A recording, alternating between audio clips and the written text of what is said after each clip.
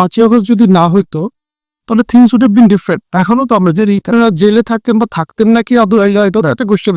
সেটাও একটা ব্যাপার। সো এই যে আমরা কিসের ভিতর দিয়ে গেছি সেটা আজকে যখন অস্বীকার করা হয় তখন কষ্টটা ওইখানে, জানেন, যে জাস্ট কয়েকজনেরই অনুদান আসলে তো আপনার প্রত্যেকটা আমাদেরকে না, শুধু এই যে একজন মা, একজন হাই স্কুলে ক্লাস 10-এ পড়ার ছেলে, একজন শ্রমিক, একজন রিক্সা চালক, কাউকেই কিন্তু স্বীকার করা হচ্ছে না, লিটারালি হচ্ছে না, অবহেলিত হয়ে রয়েছে। আজকেও যখন 9 মাস পরে একজন ব্যাংককে চিকিৎসা করতে গেল, তার মানে কি দাঁড়ায়? জুলাই ফাউন্ডেশনের কোটি কোটি টাকা লুট করে খেয়ে ফেলি, তাই না?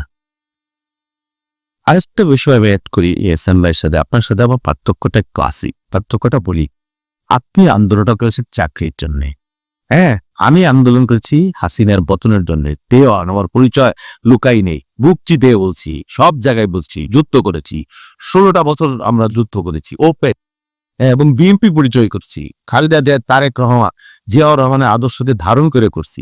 আপনি কেউ পরিচয় লুকাইছেন, কেউ ক্যাম্পাসে।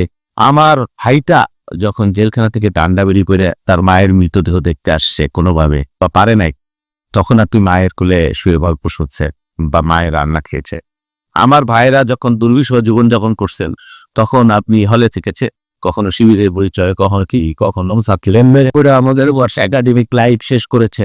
হ্যাঁ, তো আমি যেটা বলছি, আপনার অবদানকে আমি খাটো করি না, রেসপেক্ট করি, কিন্তু আপনি যখন ওই যে আমার অধিকারের উপরে হস্তক্ষেপ করেন, আমার খারাপ লাগবে। আমি ধরেন হাসিনের যদি পতন না হইতো, আপনি ক্যাম্পাসে ফিরে যাইতে, আপনার হয়তো একটা চাকরি হইতো বা না হইতো, তো আমি তো রাজপথে থাকতাম, আমি তো জেলে থাকতাম, আমি তো আপোষ করি নাই।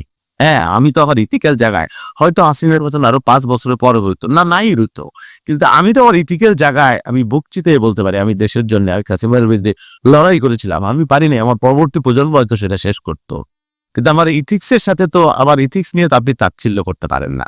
আপনার কোঠা যদি হাসিনের 15 তারিখে মেনে যাইতো, আপনি ঘরে ফিরে যাইতেন, চাকরি করতেন, আমি ফিরতাম না। আমার সাথে আপনার পার্থক্য এইটুকু, মাই টি